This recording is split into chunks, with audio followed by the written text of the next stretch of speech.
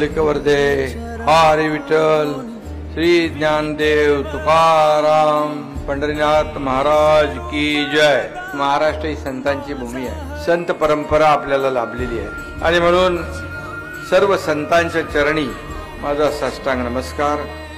महान अशा वारकरी परंपरेला माझा दंडवत। आदरणीय मारुती महाराज कुरेकर बाबांना शांती ब्रह्म हा पुरस्कार प्रदान केलेला आहे आणि आपल्या वाणीने लाखोंच्या हृदयावर अधिराज्य गाजवणारे राम कथाकार रामरावजी महाराज ठोक यांचा आपण आज तुलसीदास पुरस्कार देऊन सत्कार केलेला आहे।